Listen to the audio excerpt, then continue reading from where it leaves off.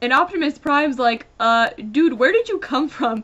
And Omega's just like, I received your message. And Hot Rod is all, oh, my message! Because he mentioned before that he had sent out a message, but really he didn't think that anyone had gotten it, and he was told it wouldn't work. So of course Hot Rod's all like, dude, my message got out, and Cup's like, full pay attention. So then they continue fighting off the swarm, and there's this odd little bit, where they're trying to figure out how Omega Supreme could have possibly been there, and they said, well, we thought all of the outposts had been annihilated, and Omega's like, no.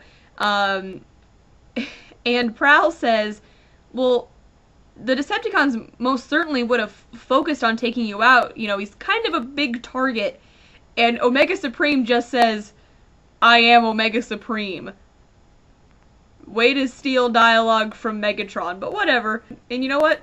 Optimus is just like, works for me. Transform, we are getting the heck out of here. And Cup's kind of like, well, where are we going? And Optimus Prime says, we are going to Earth. So yeah, the Autobots are off of Cybertron. Yay.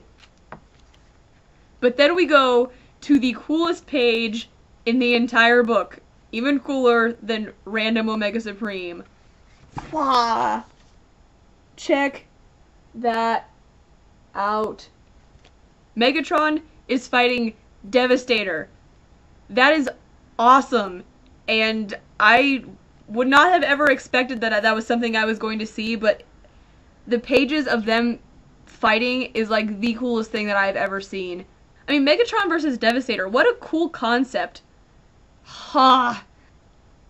So we basically get 2 pages of pure epic awesomeness. Megatron says some stuff like, do it, kill me, blah, but I don't really care about that. I just think it's cool that they're fighting. And as Devastator picks up Megatron to, like, I don't know, eat his head or something, he starts getting shot at by something else, and Kickback's like, what was that? And we see that the humans are fighting back. The thing is, when Starscream says that, he seems like a little worried, but, haven't the humans already tried to fight back, and hasn't it been, like, not a problem at all? Like, they've killed, like, every single person that's tried to fight them. And that is it. That is issue 10. Well, first of all, this issue is, of course, a gajillion million billion times better than issue 9, but that was, like, the easiest thing to do, is be better than issue 9. And I totally found myself kind of split between the 2 parts of the story. The Decepticon stuff I thought was awesome in this issue.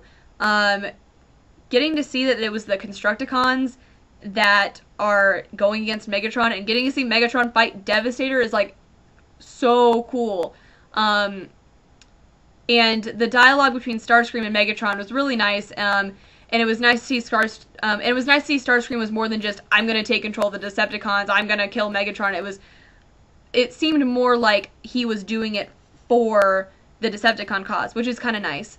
Now, the Autobot side of things, I just thought all the Autobot stuff was weird. Roadbuster wanting to name a gun, Cup's cigar that I'm gonna have to have, like, a funeral service for, Omega Supreme, who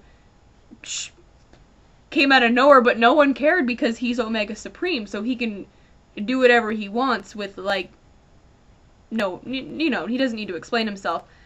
Now, it's interesting to note that the Autobots are now on their way to Earth, and we have 2 issues left.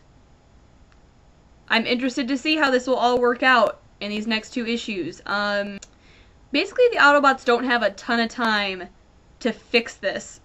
And the thing is, it's not going to be just the Autobots fighting the Decepticons, it's the Autobots fighting against the Decepticons who are now, like, tearing each other apart, and there's humans involved, and apparently there's, like, a bomb involved, but we haven't seen it yet. We've talked about it twice, but we haven't seen it. And, you know, there's those people somewhere too, but they weren't in this issue, so I don't know. Now, is this the best issue of the series? Probably not. I still really like 8. And the thing is, it really comes down to more happened in 8. Now, while there was a lot of really cool stuff in this issue, and we did get to see who Starscream was working with other than the Insecticons, and we got to get to see how the Autobots are going to be able to get off Earth, there still wasn't as much in this issue going on as there was in issue 8. But this was definitely a really cool issue. But yeah, I really liked this issue, and it was nice to see the art back to being not horrible. Oh, one other thing, I cannot believe I forgot this. Okay, there was this big part of issue 9 where Rumble got shot in the face, and we were supposed to, I guess, assume that he was dead, and Soundwave was all really sad about it. There's a panel in here where Rumble is in it, and he is just hunky-dory. There is nothing wrong with him. His face isn't even, like, melted off or anything. So, that, like, weird emotional moment thing that we were supposed to have in the last issue was completely pointless and did not need to happen because Rumble is fine. Like, issue 9 was already pretty bad, and obviously some people have corrupted me into thinking that it was even worse, which it was. I'm not saying it wasn't. But this just makes, like, part of the issue completely pointless. Rumble is fine. Why did we... shouldn't he be, like, dead or something? Fine, whatever.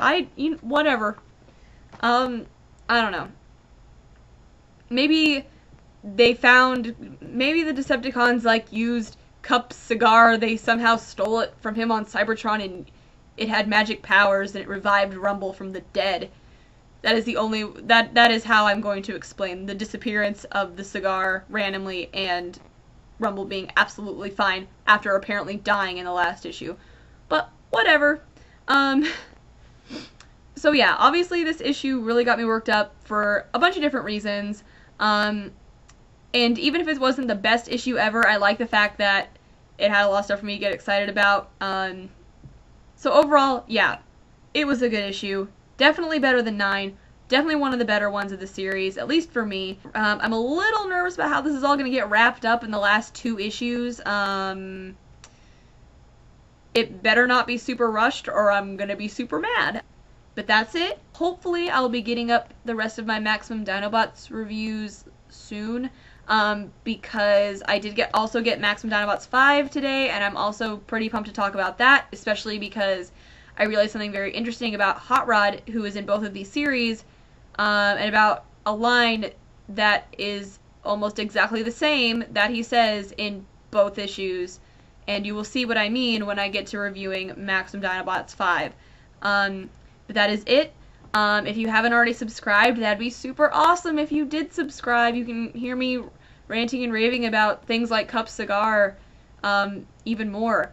So yeah, subscribe, and I will hopefully see y'all later. Bye.